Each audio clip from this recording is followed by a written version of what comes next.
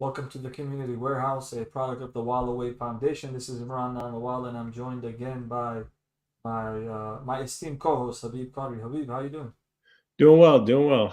Staying out of the cold. Thought you were gonna say staying out of trouble. And it's always good to stay out of trouble, brother. Um, so I know we got a very exciting episode today. Someone you've been wanting to bring on for some time. Someone I guess you've known for some time. Yes. A little, nice blend of entrepreneurial, athletics, education. A nice hybrid. Also has a marketing background, and I'll let you give your introduction, but I'll give you an official introduction here. We're Mm. going to be bringing on shortly Jameel Syed, who is a mu'adhin, which means in Arabic language someone who calls the prayer, right? So when it's time to pray, you've probably seen people who call the Muslims to pray, and he's a mu'adhin. He's an international speaker, traveler, author, and marketing executive based in Auburn Hills, Michigan. In 2015, he became the first person in the history of the world to make the Islamic call to prayer across all 50 states in America. He is the brainchild behind the historical 50 Mosque Man Tour, and he's also a columnist for a couple of very prestigious online Muslim media sources. Some amazing also accolades in terms of going to the University of Michigan School of Kinesiology, the Ross School of Business. Founded his own marketing firm, and then Habib, I know you have your background with him as well. Yes, yeah. With all those accolades and some of the work he's done, I think one of the other key factors, what we want to focus on today, what's more exciting, because we have conversations on many topics with him, but we want to also look at his athletic skills. Here's an individual who also ran track, and his son had also run track, and we're going to ask him some questions about it because he was one of the first, at least I know, of a Muslim Indian kid to be all American in high school running track. So we're going to give him, find out more about that. So it's really going to be exciting. But what he also has done is not just coach his own son, but it's coaching quite a bit of few potential collegiate athletes who were considering to go into college to play sports, and he has done that. And kids who are already college athletes, and just to kind of train them, and others who just want to just stay in shape. So that'll be a great conversation today. He's kind of an entertaining kind of guy, so we'll see how it goes. Let's without further ado, Coach Said, how are you? I'm great. Assalamu alaikum wa rahmatullahi wa barakatuhu. Thank you so much for having me. Our pleasure, our pleasure. And before we get started, Coach, I have to ask you, uh, 50 Mosque, what was the official terminology? The 50 Mosque Man Tour. Can you give us just a quick rundown of what that was? Yeah, in 2015, I was blessed to have the opportunity to raise the Islamic call to prayer known as the Adhan, along with the last sermon of the Prophet Muhammad, peace be upon him, in all 50 states, beginning here in Michigan, or sorry, beginning in Illinois and ending in Michigan within a record span of 35 days. So probably the hardest thing I've ever done. Wow, wow, interesting. And then, I know it's not the topic at hand, but you're also, classically trained in the recitation of the Quran, from what I know. Is that correct? Yes, yes, I've been blessed to have sat with some teachers and acquired my what they call ijaza, in hafs, so that's one of the 10 different styles of recitation. And I think what makes the adhan, what it is the ability to pronounce correctly, according to the laws of tajweed, and then amplify it, with some melody, what we call qira'ah. So, yes. Amazing, amazing. Yeah, alhamdulillah, even with all this proper makharij and tajweed, his lahan, or his voice skills are mashallah, and I think that that also kind of adds on to the whole experience of the 50 states, 50 mosques, 50 adhans Mashallah. in 50 days, mashallah ta'ala. So, Amazing. Yeah. Allah put barakah in it. Yeah, well, Dr. Ehsan Bagby was very instrumental. He had authored the what is it, the Detroit Mosque Study, right, which really identified so many masajids across the United States. And when I finished, he said something to me that I didn't even think about, that inadvertently I became a witness of the landscape of Muslim America. As you're moving from county to county and masjid to masjid, you see similarities, but you also see differences in culture and architecture, and how they run their masajids, how they interact with their youth, their non-Muslim and their interfaith. all that stuff, is a wonderful opportunity, was a wonderful opportunity for me to soak it in, learn, and then come back and regurgitate that, to our youth and to our leaders, so it was a trip of a lifetime. Amazing. Yeah, Dr. Hassan is I haven't seen him in a long time, but one of the best khutbahs that I've heard was one that he gave at MCC. This at least maybe 8, 9, 10 years ago. But it was mashallah. First time meeting him, and he knocked it out of the park. Alhamdulillah. Oh. Yeah, he was amazing. And, to have that opportunity was one thing, but a dream of mine came through a year later when I went for Umrah. I was given the opportunity to raise the adhan in 2 masajids in Madinatul Munawwara, right? And that right over there is like, if you know how the system works over there, you just can't come and, grab the mic and give the adhan. They're government appointed, right?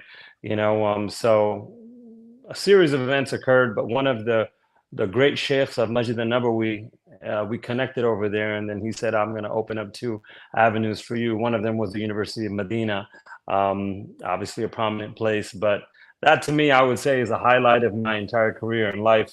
To be able to do something like that, is absolutely unimaginable. So dreams do come true when you work hard and pray to Allah subhanahu wa ta'ala, and, and you have your elders pray for you, things happen. Alhamdulillah. So, Coach, it's a beautiful background, and obviously this is probably one of your big buckets in your life, which is spirituality and religion.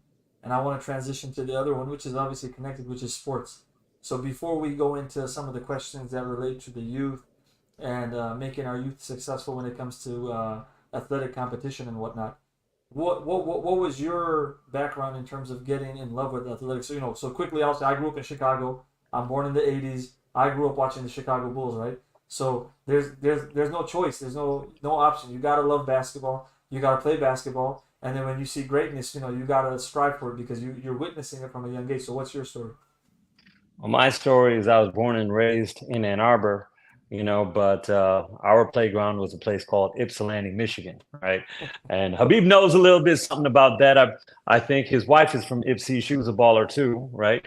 And just like so many other cities, you have, the cities that are prominent. Maybe there's a, high level university over there. Then you have that across the railroad type of phenomenon, right? And Ypsilanti was that city that was across the railroad. So, it was a tougher, training ground, if you want to call it that. So my father, rahimahullah, may Allah, forgive his sins and elevate him to the highest rank in the company of the Prophet Muhammad sallallahu alaihi wasallam, was a professor at the University of Michigan. But to save taxes, he kept our home, in Ypsi, and there, it was riddled with adversity, right? You're a brown kid at that time. You're either African American or you're Caucasian, and there's nothing else in between. So you had to kind of pick and choose which direction you're going to deviate towards, right?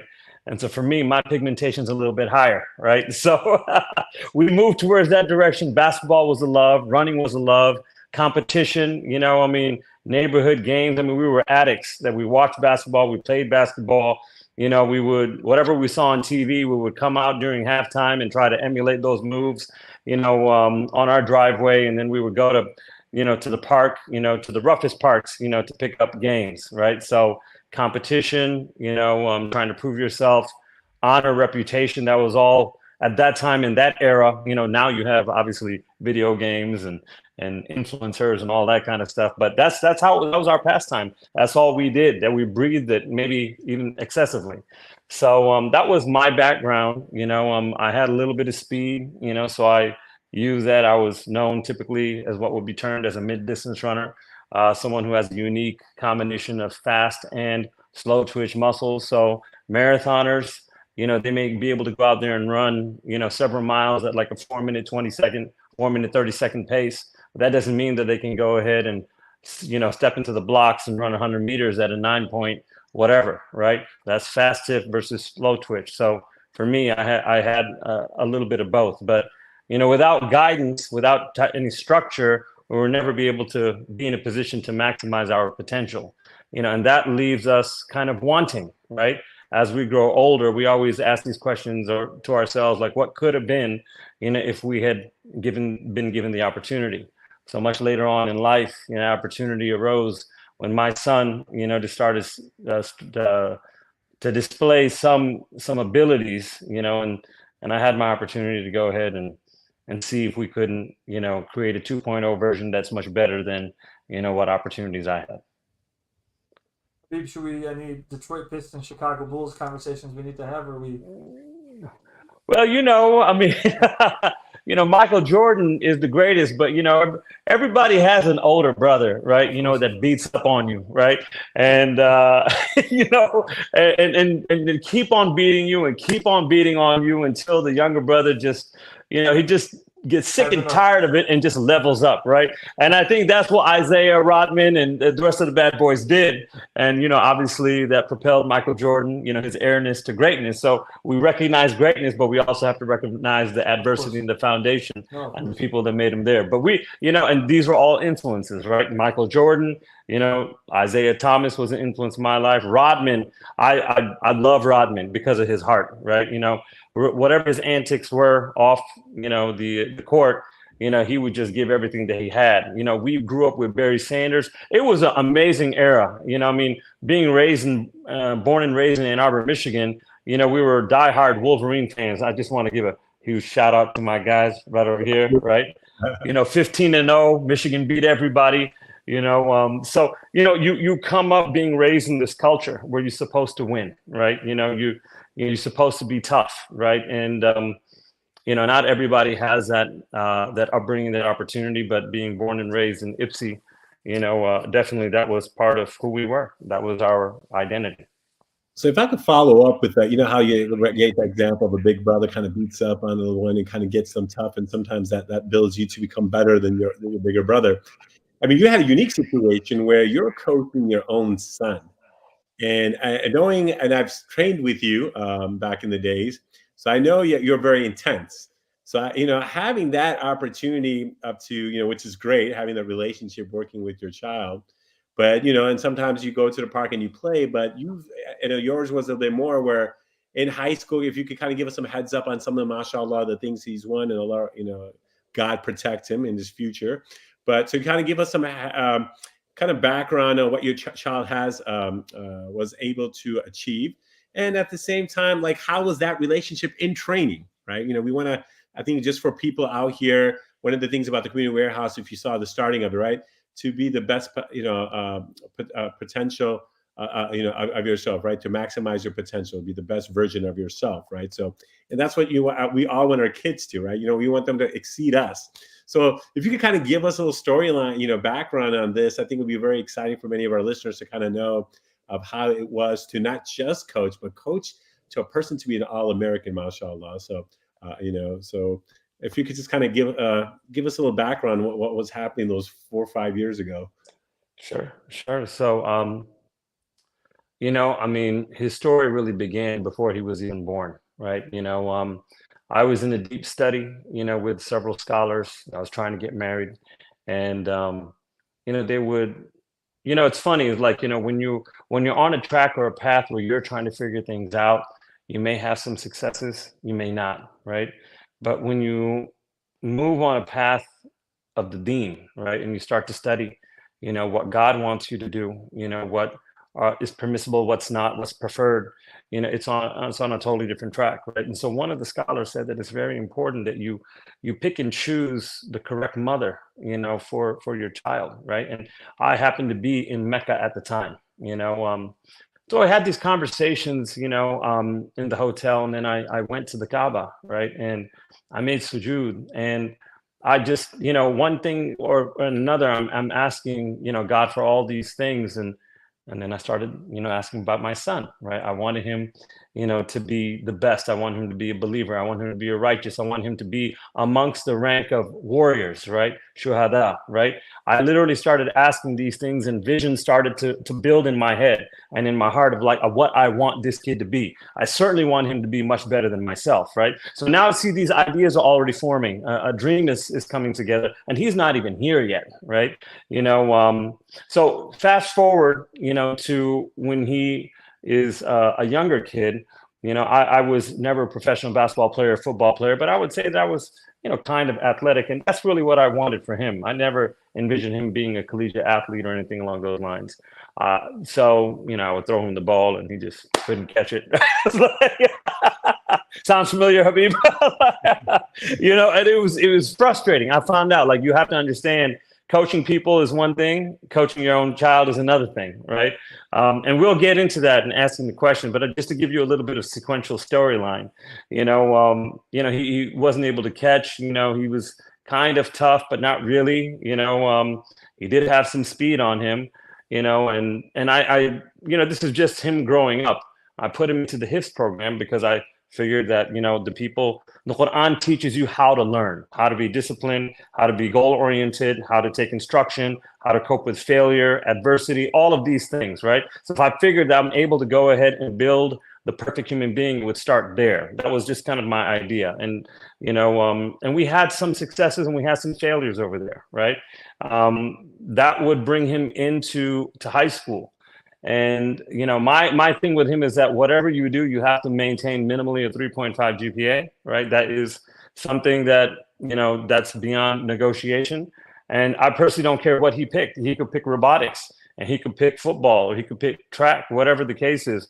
It was going to be his choice. But I told him, and I remember having this conversation. We talk about it very often. It was a pivotal point in our relationship in his life. Like, whatever you choose, I'm going to make sure you work your butt off for it, right? I'm going to make sure that you understand what hard work and ethics, are to be able to pursue a goal. And he happened to choose cross country because football was just not his thing. And his mom is the one who's credited of doing that. We all gave him flack when he quit the football team, but it was probably one of the best things that ever happened. It's not easy coaching your own kid, and I never intended to be honest with you, right? Playing with him, some basketball and football in the backyard is one thing, right? But now training, in order to develop certain skills and outcomes is an entirely different matter. For me, I wanted somebody else to do it. But as I'm sitting here watching the practice, and I'm realizing that my kid is not getting the attention that he deserves, right? I realize is that he's not pushing him, he's not criticizing him, right?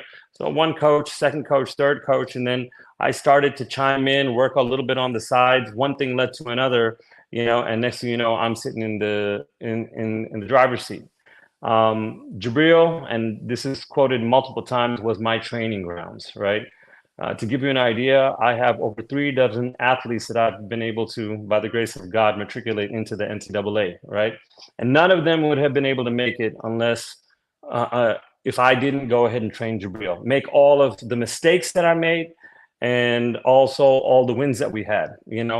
Jabril's on multiple interviews, and he talks about how, the hurdles were taken away from us at school. We did not have the backing of the school. I mean, which I don't understand to this day. When you have somebody working that hard by themselves, you would think that administrators would support this and try to move you forward. But these are just another sign of adversity that came.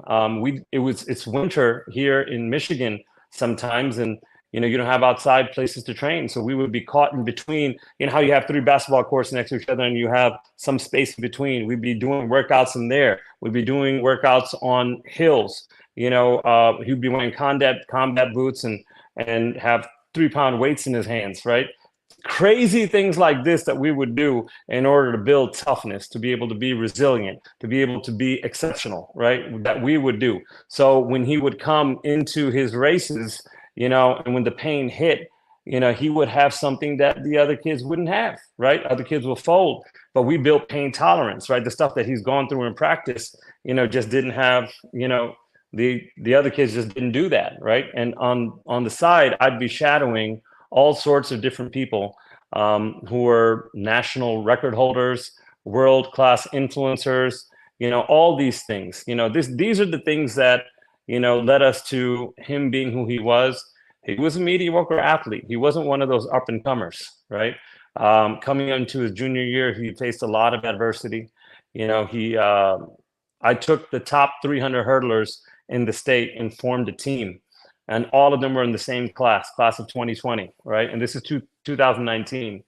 And, these guys were amazing. They were all state indoor 4x4. They went to the University of Kentucky Invitational, which is a national meet, and they won Kentucky gold in the distance medley relay. I mean, these were 400-meter runners who were also 300 hurdlers, and they all ran for different schools. So that's the way it works in indoor. You can have your own team, but when spring comes, you go back to your respective schools. So these are all his competitors. And right at the beginning of his junior year, which is the most critical time for recruitment, he tears his hip flexor, right? A partial tear, right? This is, again, another test from God, right? But this is part of my philosophy. Just because you're injured in one area doesn't mean that you're supposed to shut down your entire training. It doesn't give you a pass to go and just, be out of it for the next 2 weeks. Instead of working on track and field, I take him into the water, right? And we'd swim over there. I'd work on his core, right? I would have him sit and put weights in his hand and work on his mechanics as far as running is concerned, right? The whole season was a wash. His competitors went on, 2 of them, who were 300 hurdlers, to break their school records and to become all-state. And he was left very defeated, right? He was very depressed. All this hard work he put in, and when the time came to start, it didn't work.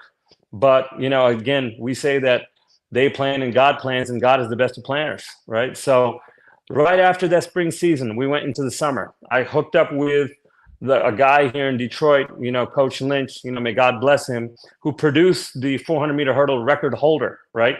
20 years plus, it stood. We worked with him, and we came up with this idea, that very unique idea. This is where the marketing comes in, that Coach would work on him on the 400 hurdles. I'd work him on the 2,000 steeplechase, and we might be able to do something that no one's ever done in history. And so that's exactly what happened, is that Jameel came into the regional meet. Those 2 all-state 300 hurdlers were there. He beat both of them directly at the line. It was a photo finish, right? He became regional champion. Next thing you know, the phone started, being off the hook. Michigan State's calling, Grand Valley's calling, all these people, right? Still, he didn't make it yet. I mean, he's done very well, but, he's not to that point where people are just, openly offering him money. He made it to nationals. He went over there, and he did something which was absolutely mind-boggling, even to me when I think about it this day. In his heat was the number 1 seed, right? And there's 10 hurdles, in the 400-meter hurdles race, right? And usually when you get around the bend for the 7th hurdle, you're pretty much gassed at that point. Well, this kid somehow got a second win and, came from 3rd position and started chasing the leader, caught up with him by the 8th hurdle, and then just beat him to the line, right? He took out the number 1 seed in the United States, to make his way to the finals. And 2 days later, then the next day he ran the finals, right? And took 7th, in the USA. And then the following day he raced and took 4th, or was it 6th, in the 2,000 steeplechase, becoming All-American again. So for those people who don't understand, All-American means top 8 in the United States. So he did something that no one else did in the history of the United States, and that has become All-American twice in the 400 hurdles and 2,000 steeplechase in the same meet. And when that happened, his recruitment went through the roof. Everybody was calling, Ivy Leagues, Power 5, the whole 9 yards. For those of you who don't know what All-American medals look like, he's 1, he's 2, mashallah, he's 3 and 4-time All-American, right? That's what he did in prep. And that was very, very hard. It was hard work, and it was earned, every single brick of it. He was not a phenom. He did not have that talent. He had to do everything that we asked him to do. He had to work 10 times harder because we really didn't know what we were doing. We were experimenting, and he had to put up with me, right? How is it to coach your own kid? It's tough. How is it to have your coach as a father? That's even tougher, right? Because you might find a tough coach and you have to deal with him on the court, on the field, or on the track. But guess what? Once practice is over, it's over. But Habib knows me very well. Practice is never over, especially if you mess up, right?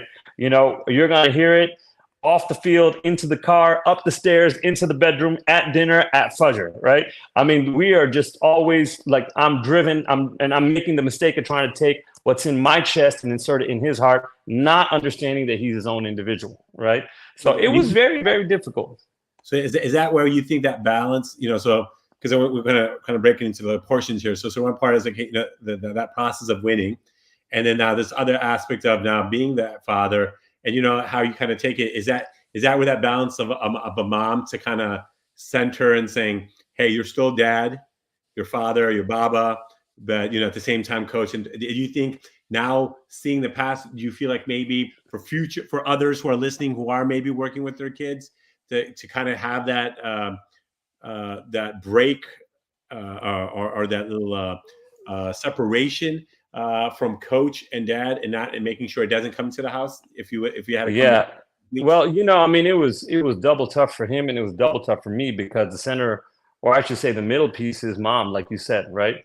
If mom understands sports, right, and that's why it's very important for a family to be on the same page, right, in everything, right? I mean, we can't separate our goals from our kids' goals, right? I think that's a big mistake that people make.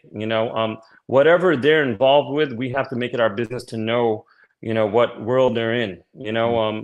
So of course, my wife, saw me as a person who's going overboard. Like we're sacrificing family meetings, gatherings, we're working like 7 days a week. He's either on the track or he's in the gym or he's studying, right? These are the three things that, he would do. I mean, she didn't understand all of that. And of course it made it more difficult for me, right? And it made it more difficult for him. So, in hindsight, now I've got another 12-year-old, right? And she's actually 10 times more talented than he is, right? Or he was at that time. I mean, to give you an idea, she, in her first year, she was the 1,500-meter champion for the region. She walked into her first race as a sixth grader in middle school and broke the cross-country school record, right?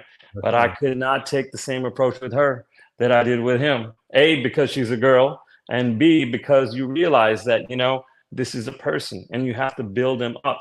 So you got to understand, that there's a huge difference in my personality, when I'm dealing with Jabril versus dealing with Fatima. When I was dealing with Jabril, I was not Coach Syed. I'm going to say that and pause so you understand this.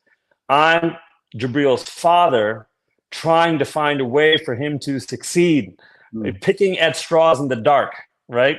So the acumen isn't there yet, right?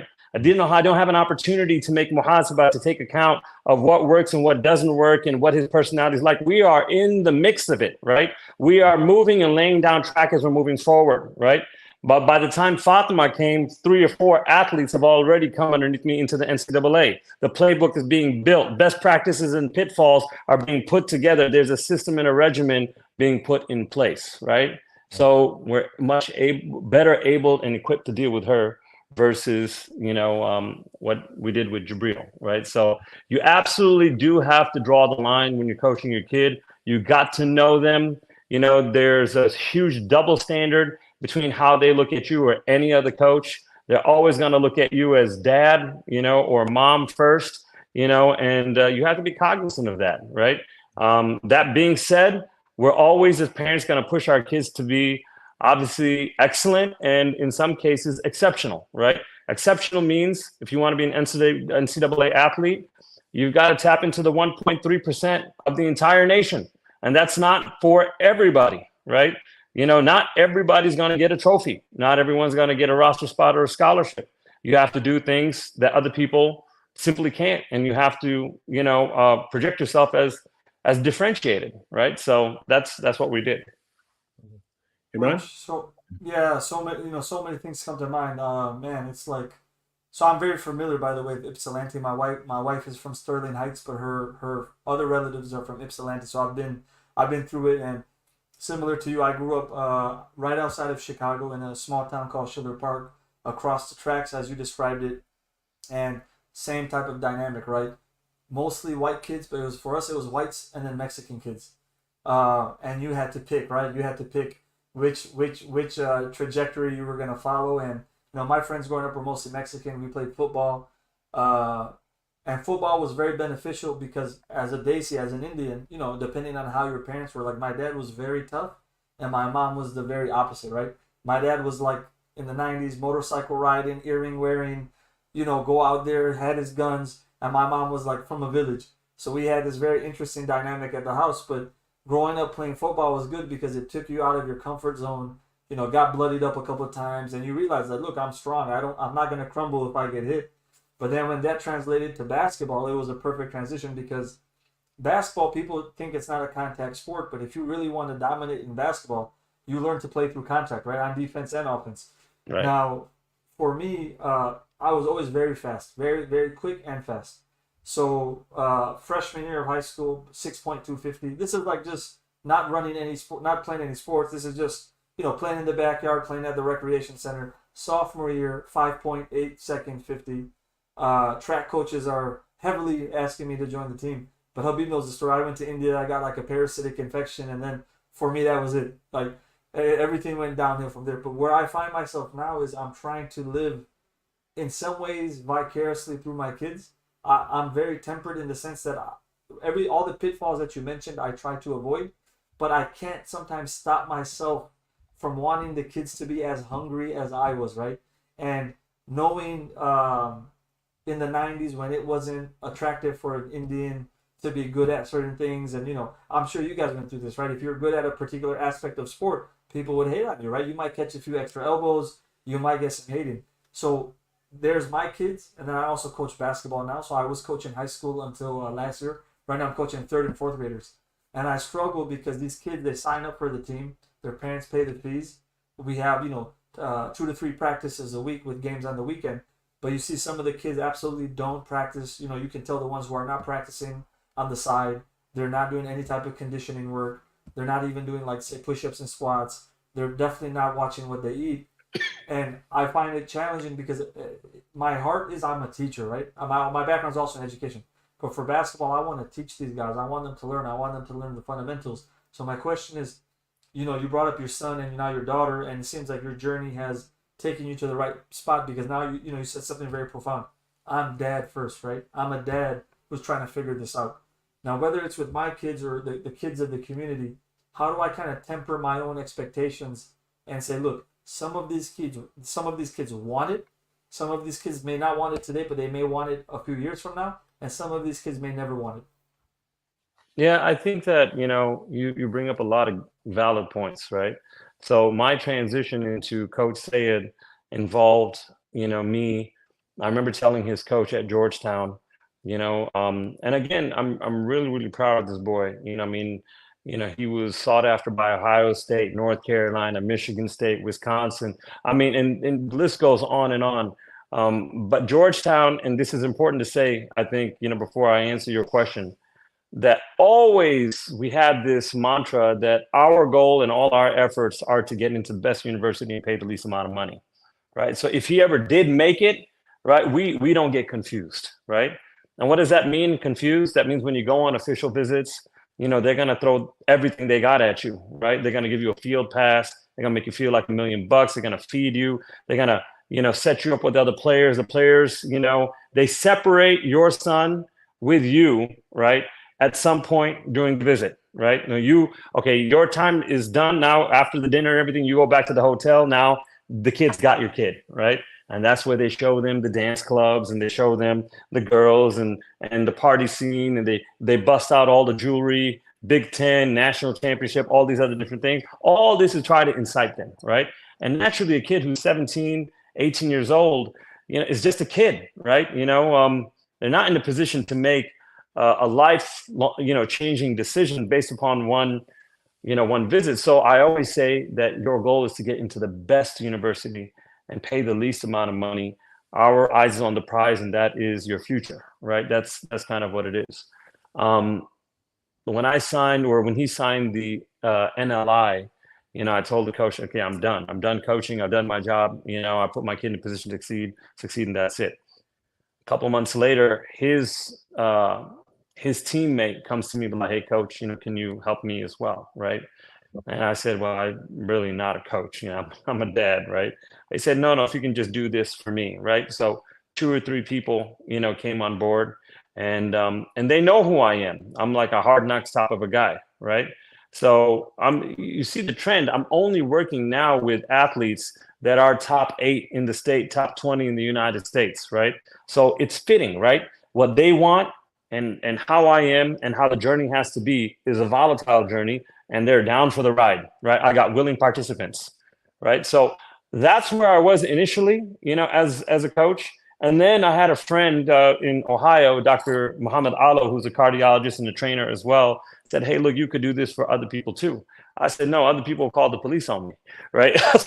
I'm not trying to be in jail, right? And so he said, no, don't do it. Just why don't you just do a camp, right? I'll pay for everything. I'll bring everybody. I'll put my own kids over there, and you can just, it could be instructional, right? And so that's something new for me, right? So I went ahead and did this thing. And, I enjoyed it, right? Because there was no intensity, there was no pressure, there's no like you have to perform type of a situation. Slowly, this transitioned into kids that want to be elite, that are not necessarily elite, right? Now, that's fitting a little bit more of what you're describing, right? And I started to work with them, and as I started to work with them, their father said, hey, will you also do this for adults? So the base is growing, right? And more people are now coming to my circle who are not elite. And that's challenging me big time, based upon my personality, right? And Habib knows my personality, right? Like, my thing is that I'm going to squeeze everything out of you, and then, let the chips fall where they may. I learned, Imran, that, you have to empathy. You have to have true empathy when you're dealing with people, right? And that means you have to get to know them, what makes them tick. And this takes effort, right? You just can't run your cookie cutter program and expect everybody to be a part of that, right? So I have people now, like, I've got 2 or 3 kids who are not elite, but they come into my physical workouts, and you know what their goal is? Their goal is to lose weight, right? I have a 11-year-old kid last year, that lost 31 pounds, right? And, his mom and dad are both physicians and said, the kid's getting made fun of, right? So his goal is not to be varsity. His goal is not to win a scholarship. His goal is to find his confidence, right? And I have to understand that this is his goal. So I think, Imran, is that every single kid has a goal inside of them. And it's your job as the mentor, as the educator, to put the time and the effort in to understand what that goal is, right? And then you can deal with that person accordingly, right? But if we put the same bar in front of everybody and ask them to go chase it, we're going to lose. Those kids are going to lose, right? This is what this is what all of this journey has taught me so far. That was very profound, man. I really appreciate that. That's good to hear. Yeah, sure. So, you were talking about your recruitment, and especially you're a person of faith, and what's also been amazing is that your son, mashallah, is also a hafiz, a person who has memorized the holy book. So for anyone who's of other faiths, that's more than about 6,000 verses of a religious text in Arabic. And even his recitation, knowing his father, he had to make sure that's also not just memorize it, but know it in a very proper way. So his dad's tough in many ways. But but one of the things is like when how as you are making your adjustments, right? So I think it's one that's very important that as you as their coach, there's that physical rigor, but how do you make sure as they have ups and downs, like your son got injured, and now where you're maybe the top elite in high school and college, it's a different ballgame, right? Yeah. Sometimes we're good and maybe at middle school, then high school we don't get time. Some of us maybe we're great in high school, then college we're not getting any time. So how much is also the psyche and the spiritual aspect important, or something that you think that maybe just for you coaching your own kids to others, where it might not be faith or spirituality, but just that's the mindset, right? Because not putting yourself down where you or when you're getting something said to you that it doesn't also affect you socially, emotionally, right? And you brought up this whole idea of empathy. So just I thought if you could kind of share some thoughts on that for us. So to clarify, are you talking more from the point of view of the coach or for the athlete? From you as a coach, as you kind of brought up this empathy of understanding them too, but Yeah. then also more on the details of many of us who are listening might have kids and saying how important that you could just be this great athlete, but there's just other personality. If you don't have good character, it could also affect them in their growth of being an athlete or just even being a good person. So I think that, I'm dealing with the kid right now, who's been interviewed. So he and I were both interviewed, I want to say early November by Miles Plate, Ohio, right? And his name is Memdu Abu Karam. He's half Puerto Rican, half Egyptian, amazing family. His one sister won during the halftime show. You know where you throw that ball into the can and however many balls you get in, you win. She won $100,000 scholarship. And the other sister was discriminated against because she wore a hijab in a regional race and got disqualified. Well, they took that to the state level and changed the laws, and now she has a contract with Nike. So this is a very accomplished family, right? But the kid, he's as good as he is such a good kid. My training for him, and he is like one of the top racers in the state of Ohio. My training for him is more mental, right? For his structure. We have to be very careful that we don't just see an athlete.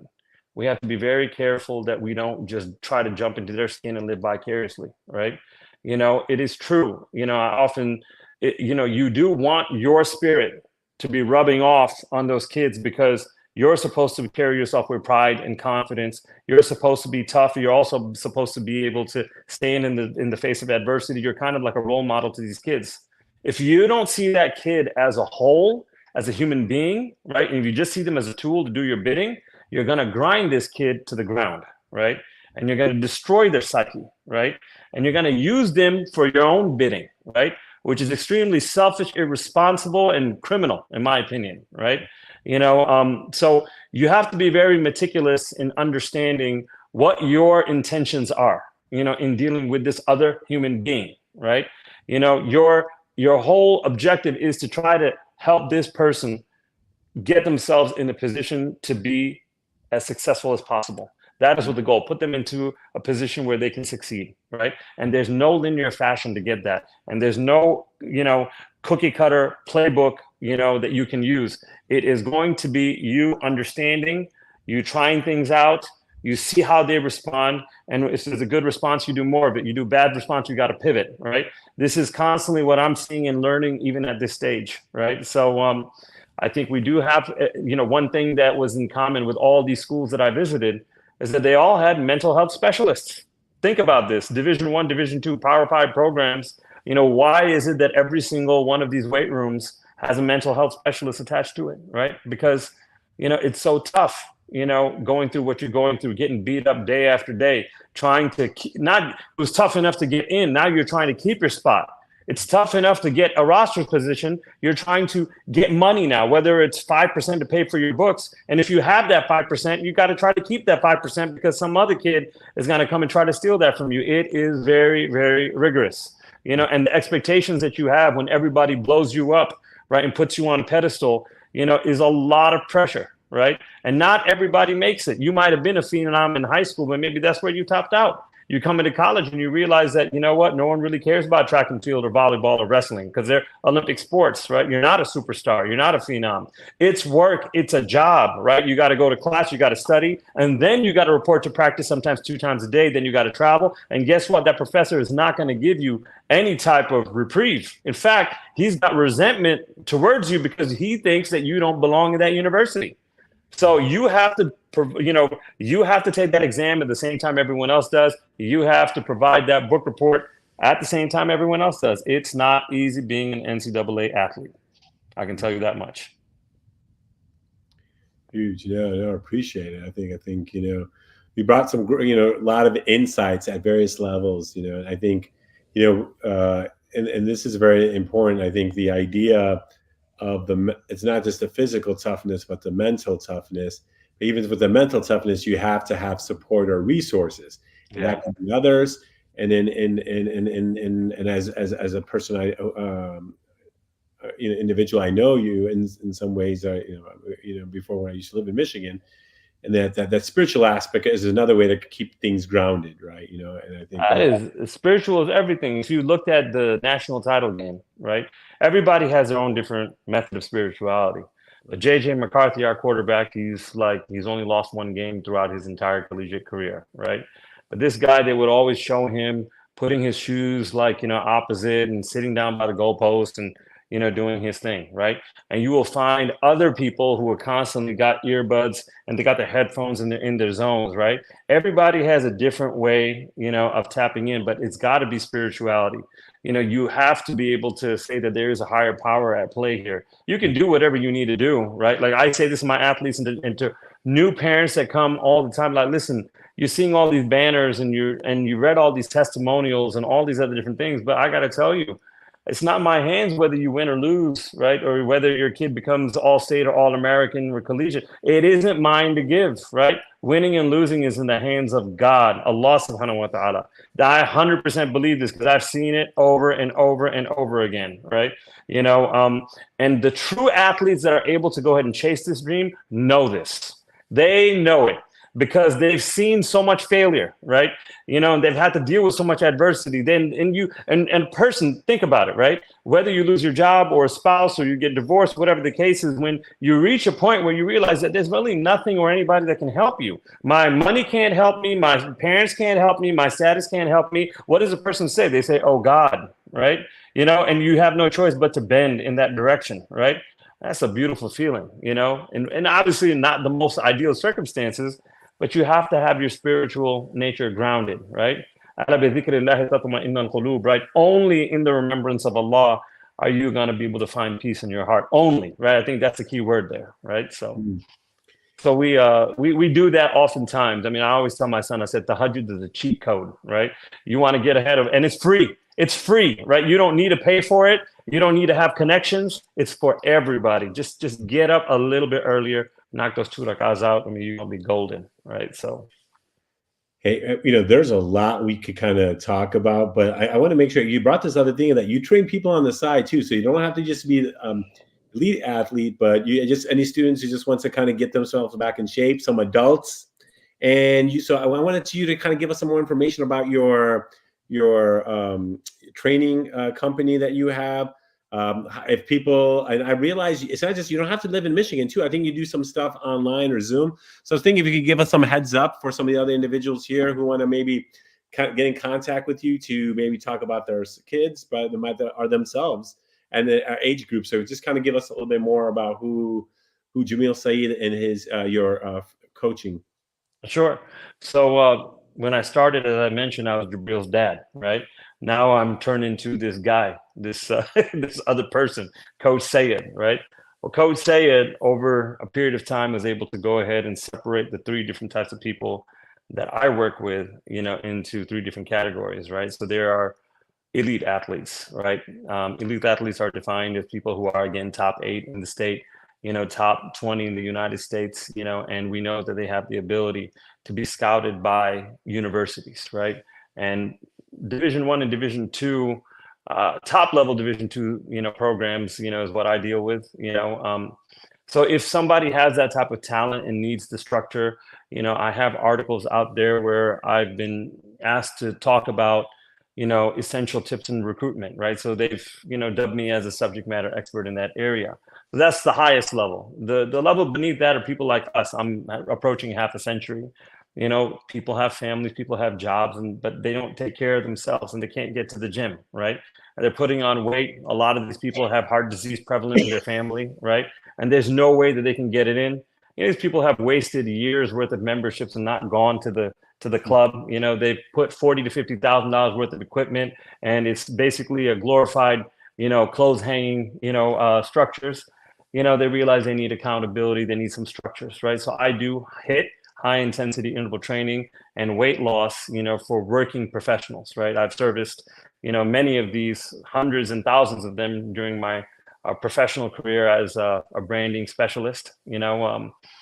And then there's those type of people who, you know, are just trying to get in and get their kids to have some structure and to be able to build some confidence so that they can use it, you know, that in their regular extracurricular activities, right? Case in point, right here, there's the Dr. Hamzavis, you know, 3 of the girls came, they go to Islamic school, you know, they wanted to try out for the volleyball team, so they started working with me. And I just got the news today that all 3 of them made the cut, right? What does that do for a kid's confidence, right? And helps them to work towards something. So I deal with beginners, you know, of all ages. Then I deal with the working class professional. Then I deal with the high level. Most of the people who I deal with are trained virtually across the United States. So I posted at the end of the year 2 pictures. One picture was a dentist who had 4 kids, 1 toddler, 1 infant, owns their own private practice. And this individual lost 91 pounds in less than 6 months, right? And it's totally changed his life, right? And another picture was of that 11-year-old kid that I was telling you about, right? Lost 31 pounds, right? And no one makes fun of him anymore, right? You can see the smile on his face, the confidence that is there. He's so tough now. He couldn't do 15 seconds worth of jumping jacks. The last practice we had was like last week of December. He came into my basement and held a 40-minute plank, right? A 40-minute plank. That's a kid that was weighing 147 pounds, 4'4", right? 11 years old, right? Zero athletic background, right?